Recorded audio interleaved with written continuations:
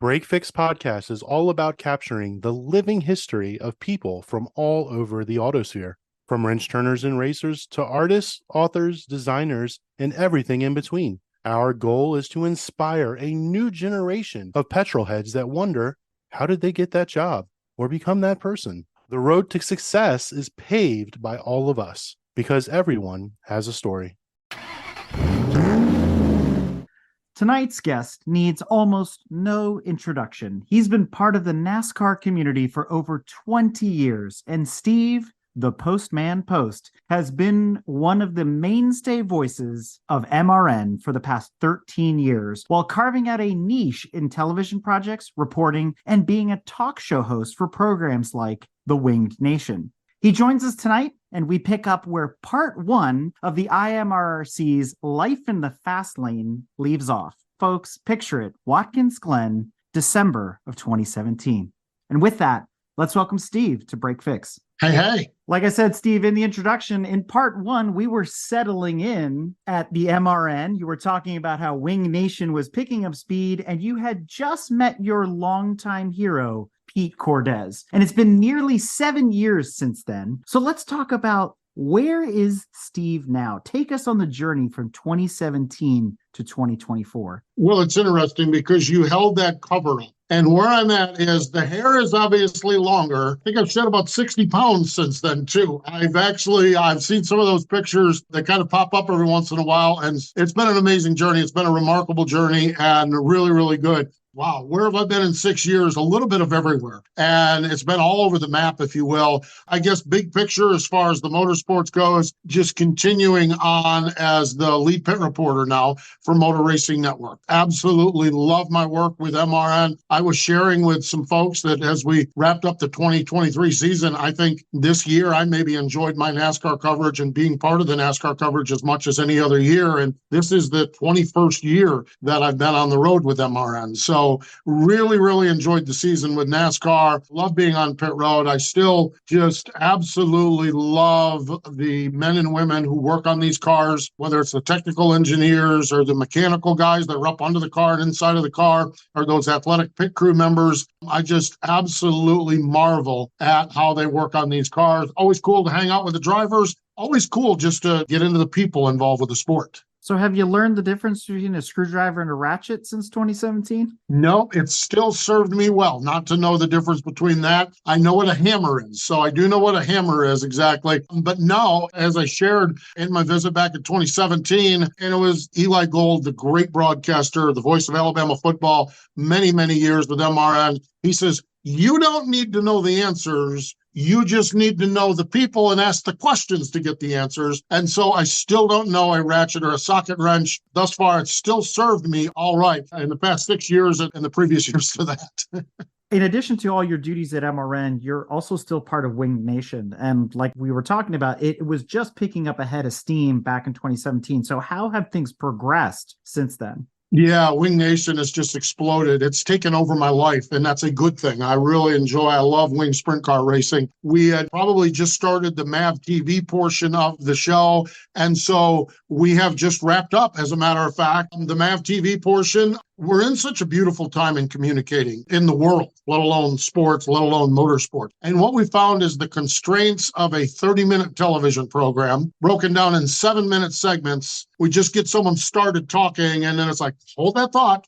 We got to take a commercial break. There were some other behind-the-scenes issues with the program, some challenges with personnel, the timing of it. We had to record it on Monday. I'm telling you, you get home midnight, 1 o'clock in the morning, or fly home Monday morning, you got to go straight to the studio and do the show. So the MAV TV portion of Wing Nation, we just closed that out. But what we're doing is we have a Tuesday show that will remain about what it is, and that's the nuts and bolts, the week in and week out. Who won this? Who won that? We'll interview at least one of the race winners, big newsmakers. If something's coming up, we'll preview it. And then what we're going to do is we're going to do a little bit more podcasty storytelling where we sit down and we don't have those 7 minutes. So when we get someone wound up on a topic, they can get going on the topic. So we're going to go with long-form Wing Nation conversations. Also looking at some social media elements when I'm out at the racetrack. I'm going to be doing a fair number of sprint car races this year. And, whether it's just getting a 3 or 4 minute segment with a driver that we've not heard from. There's so many interesting characters. We're in a fascinating time with sprint car racing where there's even a split in big time sprint car racing with the World of Outlaws and High Limit.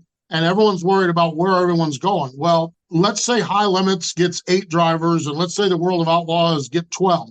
That's 20 drivers. And we all know those 20 drivers. There are hundreds and hundreds of drivers at Lernerville Speedway and Silver Dollar Speedway and Houston Speedway and various racetracks. And we're going to kind of get in the trenches. And even if we go 3-4 minutes with some of these guys and gals and talk about who they are, we're going to tell a little bit of story. Our president of Motor Racing Network, and MRN owns Wing Nation, our president is like, who is telling the story of sprint car racing? And we're raising our hands. We're going to be the ones to do that in a little different format as we look at 2024. Originally, you had talked about coming up through oval track racing, especially asphalt. You got into dirt later, especially winged outlaw cars and things like that. Now you're heavily involved in that. Earlier this season, we had Lynn Paxton on, and he gave us a tour of the EMMR, which is basically, his museum, if you think about it. Who are some of the Hall of Famers, some of the people you've met now that you've had to kind of go back and relearn that world? Well, I'll tell you, first and foremost, Lynn Paxton is my go-to guy when it comes to things. We did a variety of live shows for years at Port Royal Speedway.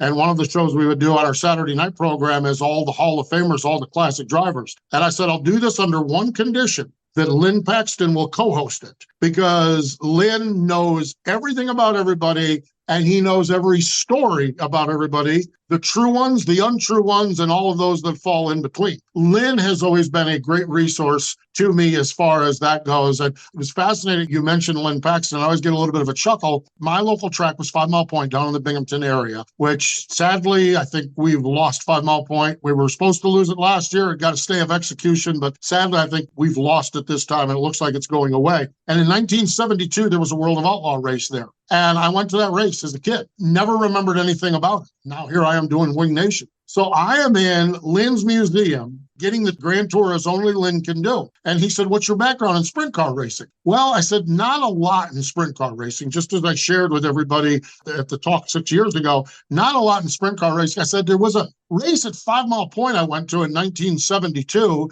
World of Outlaw race, only 14 cars showed up and yada, yada, yada. He stands back and he gets this big grin on his face. And Lynn says, oh, you were at that race, were you? Yeah. And he says, you remember who won that race? I have no idea who won that race. He says, you're looking at Lynn Paxton actually won that race. And it was ironically the first World of Outlaw race in the state of New York, which I found out in talking with Lynn. I think the next night they ran up at Rolling Wheels, but it was the first outlaw race in the state of New York. So Lynn Paxton is certainly one of those historic people that I really, truly love to talk to. Another one from Pennsylvania is Fred Raymer. Fred Raymer is one of my favorite people on the planet. If you want to know an opinion, just ask Fred, because he will share with you his opinion. There is very little gray in Fred's world. It is black or it is white, and he will gladly share with you. And I always look forward. I always make it to the pits and make sure I catch up before the races. And then after the race, we always have a cold, frosty beverage, Fred and I do. And we solve all the problems of the sprint car world and shake hands and go on our way. So Fred Raymer is one of those legendary, iconic people that I really enjoy. When you look at some of the younger legends of the sport, Darren Pittman is a guy that I just have huge respect for, really have enjoyed our visits. Darren is such an advocate, and this is whether it's a visit on Wing Nation or a visit in the pit area. Darren is like the foremost authority on safety in sprint car racing. And of course, all of auto racing, we always deal with safety. We always have those questions in whatever form.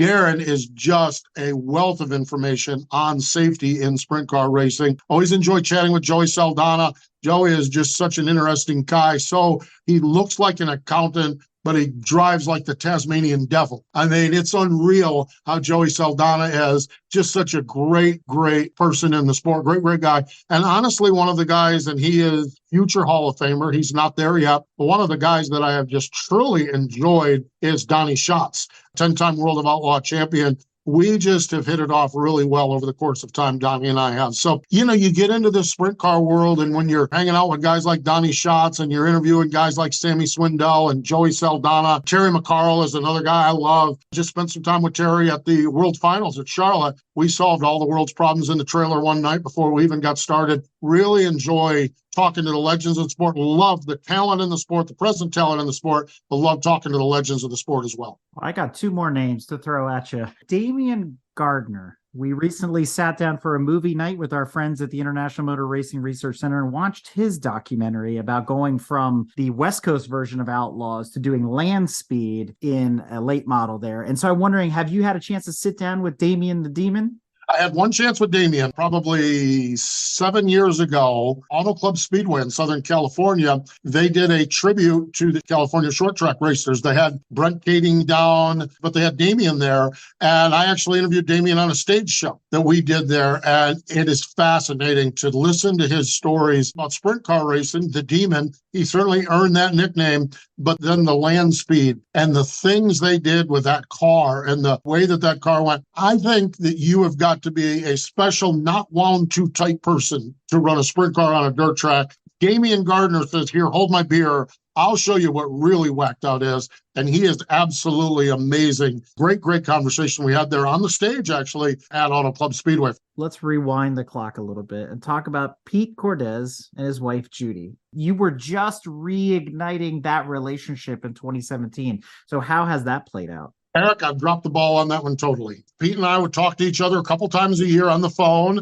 and we would go. And about 9 months ago, I crushed my phone. I'm not one of those people smart enough to back up anything, and I've lost numbers. I was up in the Binghamton area last week. I reached out and sent a Facebook message to the person that had got me Pete's number, and I haven't heard back from him yet. I've lost touch with Pete, but the goal is to get back with him here. And as soon as I get the number, that's going to be the next call I make. Within the next day or two, I'll be reaching out and touching base with Pete again. But it's just one of those things where once the season hits, I just lose mine. And the next thing you know, it's a month, it's 2 months, it's 3 months. And that's been multiple months since I've had a chance to catch up with Pete. And I hadn't caught up with him this year yet. And I literally was thinking about him, crushed the phone, and haven't had a chance to double back. So I need to get on that one again. Well, you know what's good about this is that he's still with us. So that's kind of awesome that relationship, that friendship perpetuates, and you guys will get back together soon enough. During part one, you also talked about, moving to the Carolinas. So guessing you're still headquartered down there. And how are your girls? Girls are great. They are 25 and 22. They are living their respective dream lives. I have stressed to them that if their dad could move from northeastern Pennsylvania to North Carolina to try to get a job broadcasting races on the radio and do it, they need to pursue their dreams. And so my oldest daughter is doing well. She's 25 years old. She spends about half of her life here in America.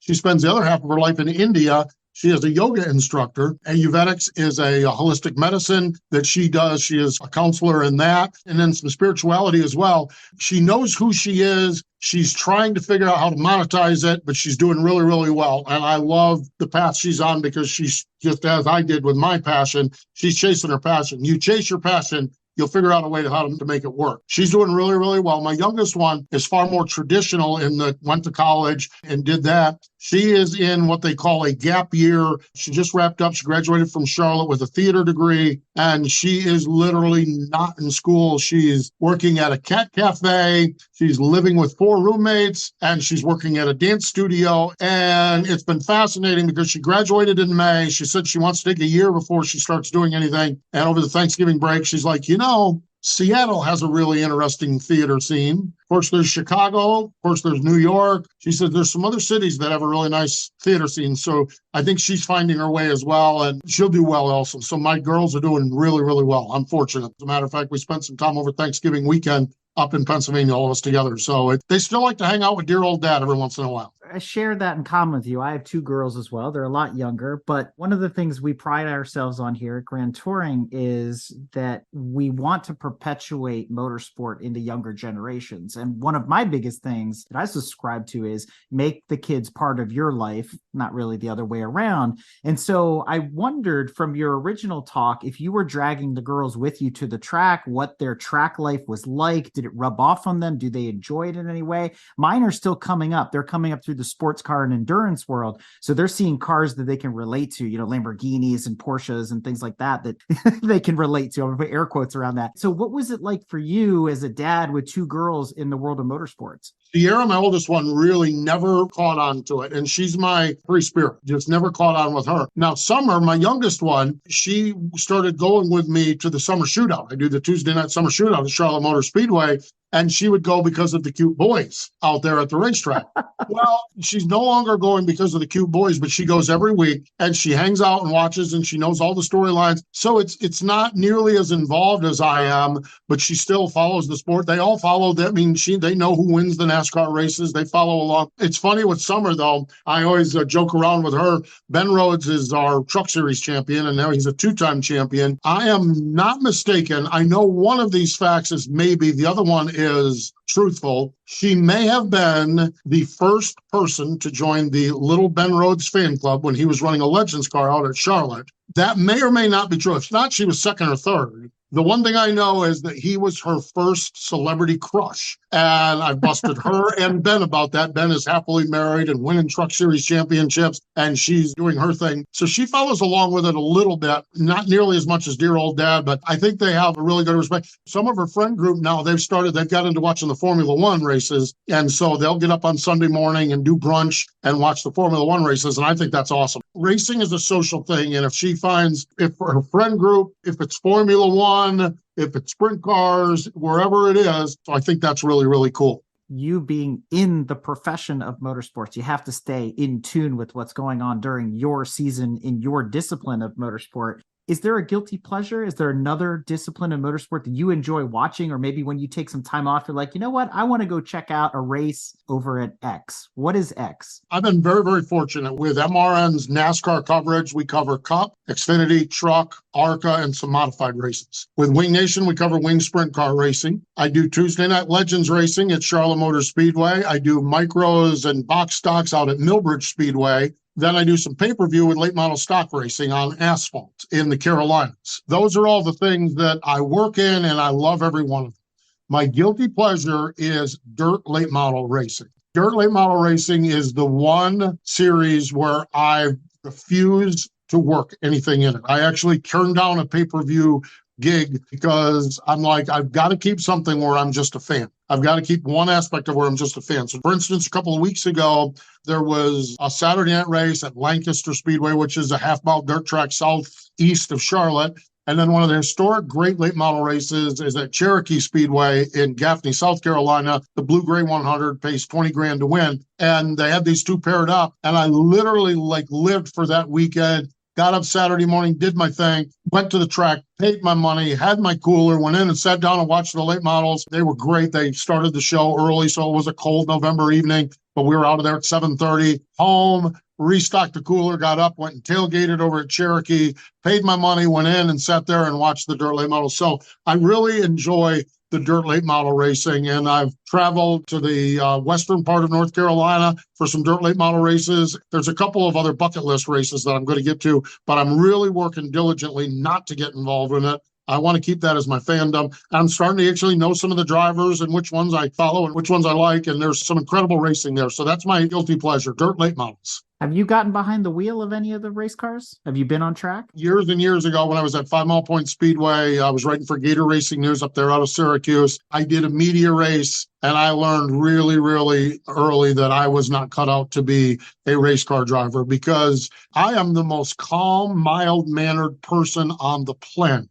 In that 10-lap media race, every little infraction or that I thought was an infraction toward me became an offense that I wanted to wreck the guy in the spot. I grew horns in that race. And I got out of the car, and my buddy Roger Salai, Rockin' Roger, was his car I was driving. And I got out, and he thought I was ready to go whoop somebody. And he thought I was pro wrestling it. And I got out, and he said, "You're really pissed off, aren't you?" I said, "Yes, I am." He said, "Stop, stop, stop." And we decided right then over a couple of beers that might be my one and done as far as driving goes. No, don't need to get fighting and scrapping going on here because I'm not a fighter. Man, that got the juices flowing in a way that I've never had anything in my life took over like that. That was an interesting 10 laps of my life. So in part one of your story, you took us on this journey from the late 60s, early 70s, all the way through 2017. And you see so much evolution, not only in your person, but in motorsport and the way you tell the story and this encyclopedic knowledge of all these people's places and things. I mean, absolutely incredible. If we just hone in for a second, we target fixate on NASCAR, which you've spent a lot of time in. NASCAR's gone through multiple evolutions over the years, and it parallels Formula One. There's even a point at which, they had to say no more tobacco advertising, and everything changed. But we find ourselves now with the 6 or so generation of NASCAR cars, and we can expand upon that a little bit. I want to talk about what you've seen in your time at NASCAR and how you think the sport has changed, some of the new rules, the new formats. What do you like? What don't you like? I really do like the playoffs that we have. I respect the year-long championship run, and everyone can point out the one that went down to Atlanta with Bill Elliott, Davey Ellison, and Alan Kowicki, but there were also multiple ones that ended 3 weeks before the season was open with Dale Earnhardt firing the engine at Rockingham and being crowned the champion. So I just think we live in a time where you've got to have those moments. Sports entertainment is not about anticlimactic. It's all about getting that 2-minute drive, that 9th inning home run, 4 drivers going head-to-head at Phoenix for the championship. So while it's a huge change, and I've enjoyed watching how the teams navigate this, the first round of the playoffs, the round of 16 to the round of 12, that's your base hit round. Don't have any problems. Just knock it out. Get 3 top 10 finishes. If you have a chance to go win a race, go win a race. Don't put yourself in a bind. When you get down to the round of 8, it's like all hands on deck. We're going to do anything we can in our power to win a race. And so I think that's fascinating, the way that that's been navigated and the way teams have successfully or not successfully navigated it. So that's one thing that's changed drastically. I think our race weekends have changed drastically as well. We used to go in on Friday morning, we'd practice for 2 hours, we'd qualify on Friday afternoon, we'd practice another hour or 2 on Saturday morning, and then we race on Sunday. And this all started during COVID, during 2020, since we had that visit. But now we go in on Saturday morning, we have 20 minutes of practice, we qualify right after it, and we tee them up on Sunday, and we race the cars. I think the one constant in NASCAR racing is when something changes, you listen to everybody wringing their hands. This is never going to work. This is never going to work. 4 weeks later, it's like, oh yeah, that's what we do. We practice for 20 minutes. For years and years and years, we practice for hours and hours and hours. Now we practice for 20 minutes. For the Phoenix race, we had a 1-hour practice session, and the crew chiefs were like, well, we don't have enough tires. I don't even know what we're going to do. We got 3 things we want to try, and we got an hour to try them in. I mean, yes, they enjoyed having the hour of practice, but they just had to reset everything. So the way we do the race weekends now, being so compacted, is amazing, because, I mean, it used to be you were at the racetrack 3 long days to run one race. Now you're there 2 days. We learned during COVID we could be there for 1 day. The problem with that is that you're selling all these camping programs, you have all the television networks, and they need some kind of content to go. The qualifying shows are a great place to tell stories as well that we can't tell on Sunday afternoon. So I think the race weekends has changed drastically as well. So, when you look at the playoff format, that's been a drastic change. The weekend format, that's been a change. And then where we're going with NASCAR racing. We have raced at the LA Coliseum. Who in the wide world of sports would have ever seen that coming? We have raced on a street course in Chicago. I love the new nature of it. I was talking with a buddy today, and I said, you have a mutual friend that's getting married. When are you getting married? I'm getting married the 3rd week of August. Oh, well, I'll be in Michigan. Oh, I'm getting married the 3rd week of September. Oh, I'll be in Dover. We lived our life year after year after year with the same schedule. Now, when someone says, we're having something going on April 15th, I have no idea where we're going to be at. And what I think made 2023 so fascinating is we have the Chicago street race, we continued with the Coliseum, and yet in 2023, we also brought North Wilkesboro back into play, and we went with the old as well, with the All-Star race up there.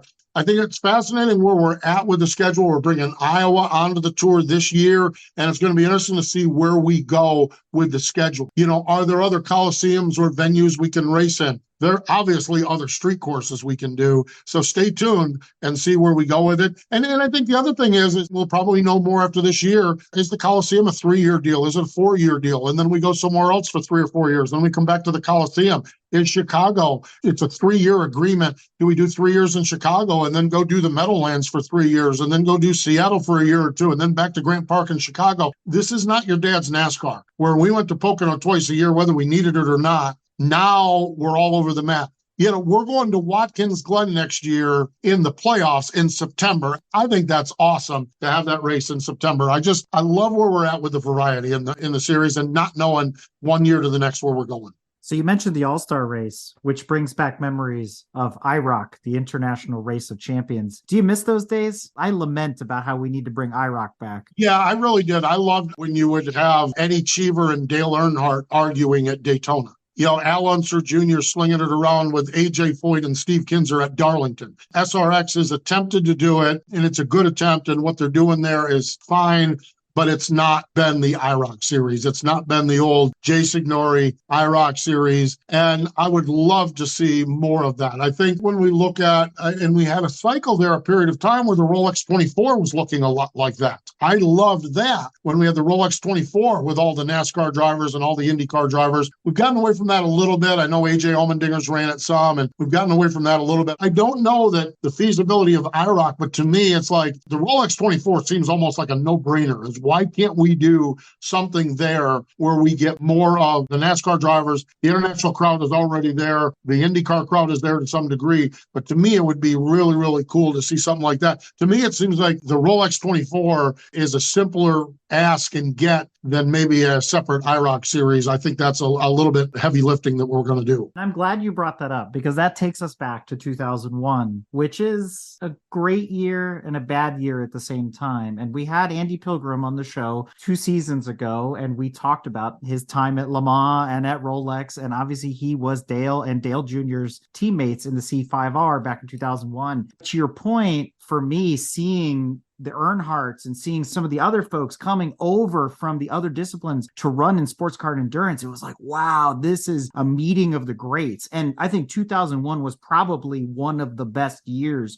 for that. I think you're right on that because you did have all of them. Tony Stewart running the Rolex 24. I remember late in the day, he cuts a tire down and he wheels that car on 3 wheels around the racetrack and saves the day for his team. And so to me, it was like you'd see these non-NASCAR people, the folks that I'm not familiar with, that I read about back in the day in Speed Sport News, if you will, or you would only see on ABC's Wide World of Sports or the Indy 500 coverage. And I think that was a fascinating time. And I would love to see us get back to that. I don't understand. And especially what really strikes me is the lack of NASCAR involvement in the Rolex 24, especially with the proliferation of road courses in the NASCAR schedule now. Back in 2001, there was 2 road courses. There was Watkins Glen and Sonoma, and yet everybody from NASCAR was running the Rolex 24. Well, why are we running it? We're running it because it was a race, it was a trophy, and we wanted to win. It's fascinating to me that now we have 7 road course races, and nobody goes and runs the Rolex 24, which would seem to me backward. It would seem to me like everybody would want to get a ride at the Rolex 24 to get some left and right experience. But the other thing is that our young drivers have so much left and right experience between coming up through the ranks and running Trans Am and TA2 is the hot spot right now. Ford's development program and Chevy's development program have such a road course emphasis that these young drivers, the Austin Cindricks and Chase Briscoes of the world, are very, very good road racers. So maybe that prevents them from thinking they need to go run the Rolex 24. It's kind of a different time, but it's interesting. I would love to see more and more of that integration of the various forms of motorsports take place on the racetrack. You're 100% right. And one of our previous guests, Colin Garrett, came up through the world of asphalt oval and the truck series and whatnot. And now he finds himself as the touring car champion in World Challenge through SRO. So he's working his way up into IMSA as well, but he wants to be this Swiss Army knife, right? He wants to have all these different backgrounds in these disciplines. That being said, we could turn this whole conversation on its nose here in 2023 by uttering 2 words: Garage 56. Take a NASCAR to Europe. Yeah, I'm the public address announcer at Charlotte Motor Speedway. Among other things, I do the PA address. For the Roval race in October, the guy I work for walks in and says, Rick Hendrick wants to talk to you. And I'm like, Rick Hendrick wants to talk to me? I'm like, what did I say? Did I say something in qualifying? Did I do what? Because I'm just a dumb announcer, Rick Hendrick wants to talk to me. And he said, yeah, the Garage 56 car is doing a couple of parade laps, and he wants to make sure you have the bullet points. And I said, his PR people gave me 6 pages of bullet points. Sequential shift. I know the gear ratios. I know the weight. I know that the mirrors on the side of the car are this. I know everything about. They're going to run 2 laps. I could talk about this car for 20 laps with everything they gave me. I understand. That's Mr. Hendrick's PR people. Mr. Hendrick wants to talk to you, so make sure you have it right. And I walk down and I'm supposed to coordinate with a PR person, supposed to meet Rick Hendrick in the 24 hauler at 10:30 on race morning or whatever time it was. So I walk in and I have those notes and everything there. I said, hey, and we chit-chatted. I've interviewed him multiple times. He's a wonderful guy. Rick Hendrick, he's a racer that's a successful businessman. He's a great guy. We chit-chatted for a few minutes. He said, I know you have all the bullet points, but I just wanted to make sure that you had the right messaging for this. And I said, well, yeah. I said, I've kind of highlighted this and I've kind of highlighted this and I've kind of highlighted that. And he looks at the sheet, and on the bottom of the sheet, it said, Garage 56 brought a lot of American and NASCAR pride from the international motorsports world. And he's looking down the sheet and he looks and he says, my people have this buried at the bottom. This is the lead. This is the only thing you need to talk about. He said they called it the Beast over at Le Mans. When it showed up, everyone was snickering. Everyone was thinking this beast is not going to get around the racetrack. We fired it up, and then they were snickering even more, except for it sounded really, really badass. So they were kind of snickering, but kind of like, well, it does sound kind of cool. He said, we put it on the racetrack and it was fast. It was real fast for what we were doing, our expectations were. Then our pit crew members go over and do the pit crew contest. And this is NASCAR style pit crew contest. He says, from snickering to crew members from other teams wanting to come and swap crew uniforms with our crew guys, this thing turned upside down. And he said, and I don't care who you are, he said, when you're an American standing on the start-finish line in France and they're chanting USA, USA, USA, he says, it's a special moment. It's a special moment for America. It's a special moment for NASCAR. It was a special moment. I'll never forget it for the rest of my life. And he said, that's your story. These other details, use them wherever you want to do it, but that is your story. Typical MRN guy. I was covering a race somewhere else. So, I knew Le Mans was happening. I knew what was going on with Garage 56, but wasn't glued to the TV like a lot of people were, which I thought was fantastic. I thought it was great. I wasn't glued to it. But after having that conversation with Rick Hendrick, the other thing is just the international interest in NASCAR that we have. And yeah, Shane and Ginsbergen coming over certainly didn't hurt anything from the land down under with that. But there's so much interest in NASCAR internationally that was not there. These are kit cars. These are not sports cars. Well, when they put that kit car out on the racetrack and the thing hauled around Le Mans at a very, very good rate of speed, it's like, well, you know what? These are pretty badass cars. My Garage 56 moment was probably not until October, talking to Rick Hendrick about it. And then the exposure, like some of these videos were in the millions of views. He said, that's the exposure for Le Mans. He says that they weren't getting prior to that. He said, so it was a win for everybody. Don't know where the program is going beyond the Roval a couple of weeks ago, but what an amazing event. And again, I think where we can integrate, whether it's a Garage 56 at Le Mans or a Kyle Larson in a midget race or anything in between, where we can integrate the sport, I think is really, really cool. And that Garage 56 program, everything was so well done and not a shocker. Rick Hendrick, when he signs onto a project, when Chevy signs onto a project, when Goodyear signs onto a project, when NASCAR signs onto a project, we actually talked to Greg Ives over at Hendrick Motorsports. He's next in command behind Chad Knaus, overseeing this project. And he shared the same thing being there and how it was a life-changing moment. Greg had been Dale Earnhardt Jr.'s crew chief and crew chief for Alex Bowman and everything else. And he said to be over there and to be part of that was absolutely amazing. Just everything from the driver line up to the car, to the performance, to the reaction. What an amazing, amazing sequence of events it was back there in June. And you mentioned Van Ginsbergen and the Aussies and gaining their respect. And I think what's interesting about the Garage 56 car is it showed the potential that those cars actually have. They're not the old tube frame kind of Conestoga wagon leaf spring setup that they were forever. The Days of Thunder cars where it's like they were the same for the longest time. Now they are more like GT3 cars in a lot of ways. And the Garage 56 car took it there. But I think what got the Aussies' attention is it took a NASCAR to the level of what they consider a V8 supercar. Because if you look at the Falcons and the HSV Holdens, those were a step above for a long time than our NASCARs. They were still production based, things like that. They were awesome cars running around Bathurst, but you never saw them leave the island. When this generation race car came about last year, people said it's probably closest to the V8 supercar from Australia.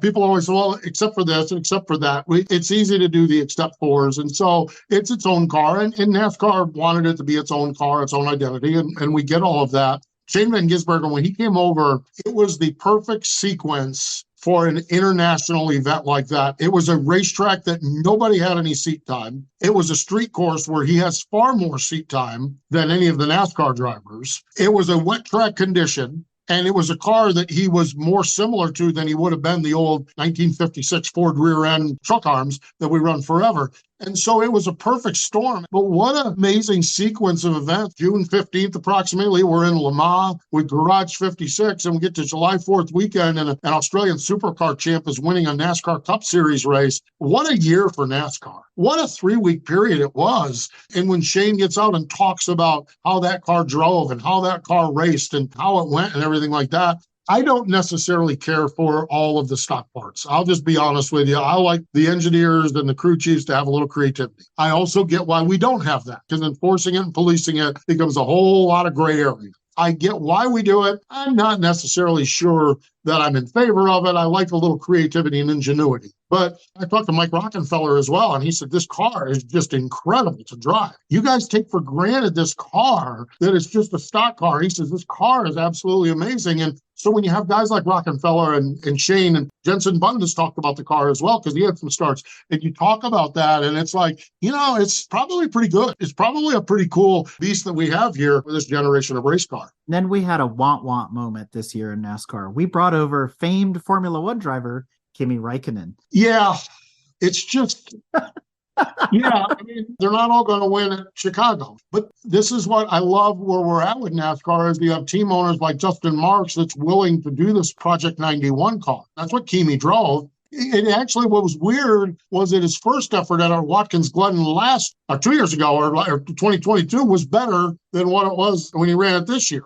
But I think that's racing. I think that there's so much involved with racing. When you have guys like Kimi or Shane or any of them, they get out and they're just freaking Coda going 9 wide into turn number 1. Shoot, NASCAR drivers have never seen that. There's just such a uniqueness to NASCAR style of racing. And I think in some areas it jumps out as a good thing. And other areas it's like, oh, that's a little more difficult. But the Project 91, I really can't wait to see where this goes. And there's other teams that have the international development programs as well. And it's going to be fun to see who else might climb aboard some of these cars as we go forward. The problem is Shane Van Gisbergen, he kind of set the bar pretty high for this thing. And I'm not sure. I think he's a very talented race car driver. I think that's a really, really good team. If there's practice, I think that gets a little bit weird. If it's dry, I think it gets a little bit different. Not to take anything away from him. He is a Cup Series winner, and he earned that Cup Series race, and all respect in the world to him for winning that Cup Series race. But the reality of it is the stars did align for him well, as the stars have aligned for NASCAR Cup Series drivers winning Cup Series races in the 75-year history of the sport. It's fascinating times where we're at with NASCAR when you think about it from an international perspective.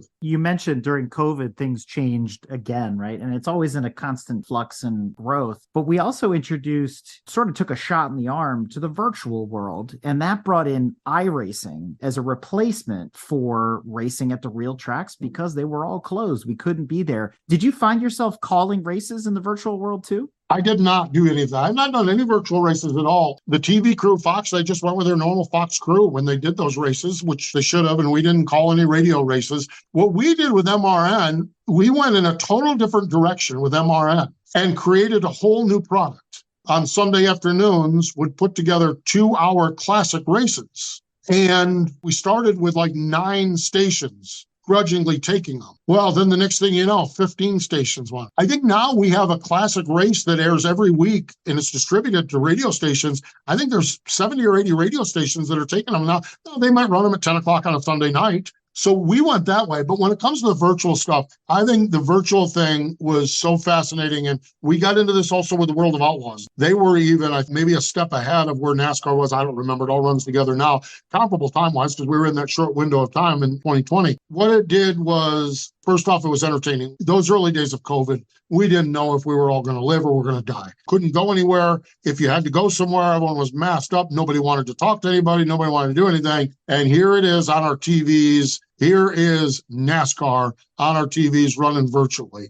Here is Alex Bowman's dog tripping over the outlet and unplugging his system while he's leading the race. The drivers and the commentators all being able to play on social media as well. I think it was fascinating. Obviously, what it did for iRacing was, you want to talk about buying a Super Bowl ad for iRacing. This was a Super Bowl ad times thousands for iRacing, because then everybody was on it. Everybody was playing the games, and we gathered together on, I think it was Wednesday nights, for these iRacing events that we had until we could get up and running at Darlington, of all places, to get back to running. But the iRacing thing was absolutely amazing. And again, where we were at as a society, we just wanted to not be hunkered down and scared to death for 2 hours. And that's where NASCAR really filled a gap with the NASCAR fans. Is you literally would have CNN or MSNBC or Fox News or whoever your news source is, you would have those on for 22 hours, but you had that 2 hours of Fox with NASCAR coverage, where instead of seeing the latest numbers from the CDC and seeing this and seeing that, you were literally laughing because Bowman's dog did this, and Boyer was drinking beer and got hammered on the broadcast. And forget what happened to Denny Hamlin. Something happened with him where one of his kids came down and flipped the switch on the TV or something. And what they did, though, is also showcase the personality of the drivers. I'm sure it didn't hurt some of their personality when fans started to see that, I kind of thought that guy was a little bit of a jerk, but then when you see this and you see that, he's kind of a cool guy. And I think they did a really nice job with it. The virtual racing during that time period was amazing. Yeah, it humanized them, that's for sure, right? Because a lot of times they're the figure on the poster and you idolize them for their feats and their triumphs and even their defeats. But to see them vulnerable in their own home, it's a whole different story where they become very real. Yeah, it really was. You see them in their own homes. We met Alex Bowman's dogs. The Alex Bowman dog cost him a race win. We got to put the personalities, and you'd get out of it and you'd be like, and that was funny. And this guy, and that was hysterical that this guy did that and that guy did that. And it was really, really good at a time where we needed really, really good. There was 2 hours of entertainment on Wednesday nights that was much needed for where we're at as a culture, as a society at that point. When you look at your bigger story and how COVID plays into it, as I got through part one, you basically started to tell everybody, my life has finally settled down. The turbulence that was there up until that point, it's all good. And then COVID hits and here we go. We're shaking it up all over again. Now, as we're on the other side of it, do you find yourself finally sort of stabilized? But also, what else is going on? First and foremost, big picture NASCAR, I find it absolutely amazing and ironic that of all places, Darlington brought us back from COVID. Darlington, 20 years ago, lost the Southern 500. They're going to shut the place down. It's going to be over. It's going to be done. And this is bigger than NASCAR. The Darlington race was the first sporting event in COVID. That grand old racetrack brought us back from COVID. And so we came back from COVID. And yeah, you're right. It upset everything. My instructions when I went to Darlington is you go in the infield, you get your gear off from the truck. You go to your turn position. You don't talk to anybody. You don't say anything to anybody. You go to your turn position and you leave your gear there and you get in the car and you go the hell home. That's what I was told to do. What we had a North Carolina-based crew. Alex Hayden and Dave Moody in the booth. I was in the turn. Dylan Welch was in the turn. And Kim Kuhn was on pit road. We were all Charlotte-based. Well, all the races for the first month were all Martinsvilles and Darlingtons and drive-by places. We would never drive together and do those races on our own, drive 4.5 hours to Atlanta to do an hour and 15-minute truck race to drive 4.5 hours back home. Don't stop anywhere, don't see anything. So what was funny about it is we went a phase where Alex, Dave, and I, we were the three that did every one of those races. Alex, Dave, and I did 6 weeks worth of races and never saw each other because we were instructed, you go home. It was fascinating from that perspective, what COVID did as far as the MRN broadcast goes and the scheduling goes. Andy Petrie, the longtime competition director at Richard Childress Racing, they told him they were going to go to Darlington and race with no practice. He said, that's going to fail. That's going to be the biggest mistake we ever made. We're going to be the first sporting event back and we're going to look like a bunch of buffoons. The wringing of the hands, that's what it was. 20 laps into the race when everyone is wheeling it around Darlington and everything is good. So COVID was fascinating from that perspective. It really, truly was. The other perspective I have on COVID was we were running Tuesday night truck races at Martinsville and Saturday afternoon truck races at Atlanta. And we were at Charlotte Motor Speedway doing this. I don't know where I'm at. You get up the next day and it's like, okay, I got a truck race tomorrow. I got to do notes. I got this. I got to do that. I have a friend that is a basketball commentator for the University of Kentucky, or he was at the time. He's still up there.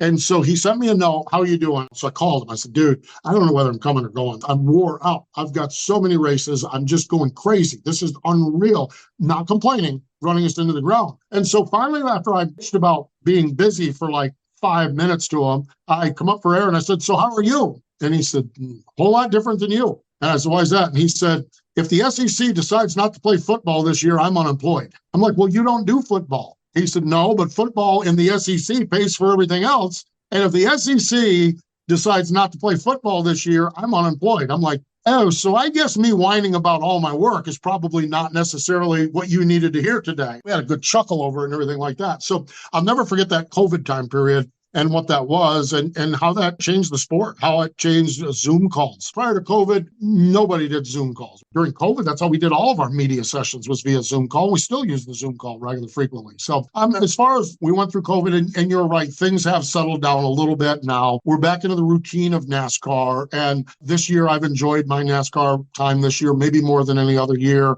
First and foremost, I love traveling. So I'm grateful that I still have the love for traveling. Next year, I'm even going to enhance that a little bit by going into town a few days early. So I've targeted a few races, and one of them is Watkins Glen. I'm going to come up on Wednesday morning because in September, the Finger Lakes region, Watkins Glen, there is some wineries, there are some breweries, there's some hiking, there's some places that I'm going to check out. When I look at this year, the NASCAR stuff was a blast. It just was really fun. We had the new, the old, Ricky Stenhouse Jr., Michael McDowell winning races. Just when you thought you understood what was going on, the wheels would fall off from somebody and, you'd be like, well, I guess they're not what they are.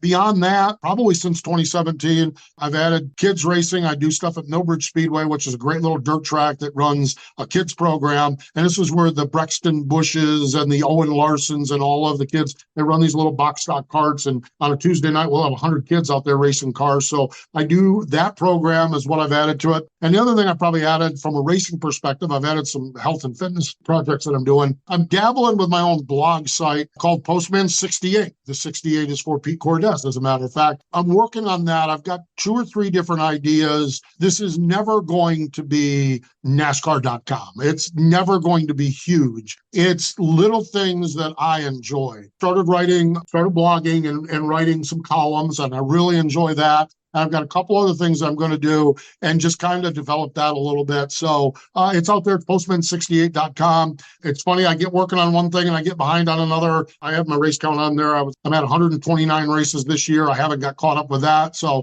I need to spend some time to get caught up with all of that and really to share my passion for short track racing. I absolutely love the short track world. I'm so blessed to get to work within NASCAR, but I also get to go to short tracks. The Blue Gray 100 I went to at Cherokee was race number 129 of this year that I've been to. Last year, I actually went to 160 races. I vowed I would never do that again because that just became a stupid obsession. So doing all of that, the short track stuff, in some pay-per-view work, Postman 68, Wing Nation, and MRN. Between all of that, I mentioned right off the top, I mentioned about losing 60 pounds. I'm actually training. I'm doing a half marathon in February, doing a lot of that as well. Between all of that, it takes the 28 hours in every day and fills most of them up. That's for sure. Every story, Postman, I am always left going, wow, I don't know how you do it. And, I thought I talked fast and I thought I jammed a lot of stuff in a 5-pound bag, but you got me beat. That's incredible. I have to ask, here we are. Where is he now? We know where you're at, but what's next for Steve Post? Enjoy the ride.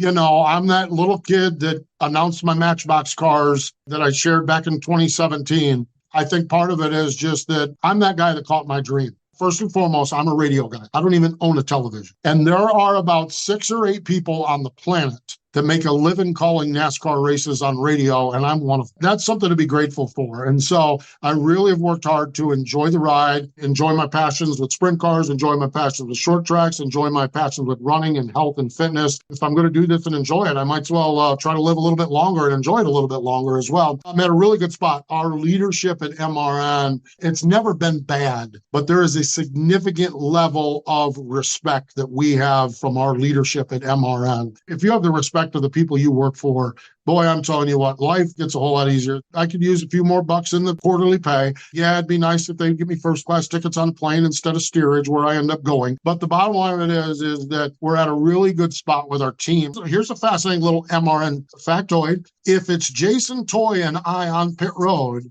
I'm the new guy at MRN at 21 years. 21 years. We have people that have been there for more than 30 years. We have Alex Hayden, Jeff Striegel, Dave Moody, Mike Bagley, part-timers Kurt Becker, Dan Hubbard, Jason Toy have all been there longer than I have been. I'm the new kid at 21 years. Now we've added Kim Coons and Dylan Welches and Chris Wilner. We've added some really good young people. I think that's part of it too. I love the guys I work with. It's so fascinating this time of year because we get done with Phoenix and we don't want to talk to each other. We don't want to see each other. We're sick of each other. We're never going to talk to that person again. And then usually about Thanksgiving morning, someone will send a note. Hey, you big dumb turkey, happy Thanksgiving. Well, the next thing you know, the barb's flying and everyone is doing it. I think that's what's next is just I'm very, very fortunate with who I work with, who I work for, what I get a chance to do, where I get a chance to go. Kids are great. Life is good. I'm just sitting back and enjoying the ride. That's for sure. So, Steve, you mentioned something really, really important, and it's fundamental to this show as we try to inspire young petrol heads trying to find their way in what we call the autosphere. And you mentioned more than once that you've caught your dream. So if a young person came up to you and said, Steve, how do I get your job? What piece of advice would you give them? Get a microphone in your hand and start talking. It sounds really, really elementary. Whether it's high school volleyball or your local short track or college softball, get a microphone in your hand because inevitably when you talk for a living, there's that catchphrase that's going to be the greatest catchphrase in all of the world. You're going to get your Keith Jackson, oh, Nelly, and then you say it the first time and it's not nearly that good. Well, you get that out of the way, and then you're going to learn some other phrases, but get microphone in your hand. If you want to be a broadcaster of any kind, get a microphone in your hand. We live in a fascinating time. Back when I was a kid, you had to get a job at the radio station. Now with podcasting and blogging and vlogging and social media, there's so many neat opportunities. Get out there and start telling the story, start doing it. And boy, the other thing is, and this goes back to Barney Hall, our legendary, iconic broadcaster, our lead voice of MRN for years and years and years, get in the garage area and do your homework. I do all my notes during the week so that I don't have to sit there on race morning doing my notes, so that I can be in the garage area talking to crew chiefs or talking to drivers or doing things. So roll up your sleeves and have fun. Motorsports is supposed to be fun. I know sometimes we work diligently at making it not fun. Everybody in the sport, we work hard at making it not fun. But you know what? If you're having a good time, you're likely going to have success with it. I tell everybody, have fun with it. Just yuck it up, have fun with it, and enjoy it. And I love new people coming into the sport. There's going to be one of them that's going to take my job someday, and I may not necessarily like that person at that time. But you know what? Up until then, I love all the young people coming in the sport and everyone trying to follow your dreams. That's the whole thing. You follow your dreams and you catch it. It's well worth it. It really, truly is. I can speak from experience. Well, Steve, we've reached that part of the episode where I like to ask my guests any shout outs, promotions, or anything else you'd like to share that we haven't covered thus far. I'm just so fortunate, and I have so many good people around me professionally and personally. And the shout out is to the young person that's trying to pursue their career gig, whether it's an announcing gig or whether it's a driving gig or whether it's a mechanic gig or whether it's an official gig. Get out there and do it. Get out there and do it. Life is meant to be lived. That's for sure. Steve Post is currently one of the pit road reporters on MRN's race coverage. He's the co-host of Wing Nation, an audio and television program covering sprint car racing. He's the weekly contributor to Raceline, a nationally syndicated motorsports television program. And for the past 20 years, he has been the lead announcer for the popular Summer Shootout series at Charlotte Motor Speedway. He also hosts many corporate hospitality events over the course of the year at tracks and events away from the track. So if you'd like to learn more about Steve, be sure to visit stevepostcommunications.com or follow him on social media at thepostman68 on Facebook and Twitter. And don't forget about his new website, postman68.com.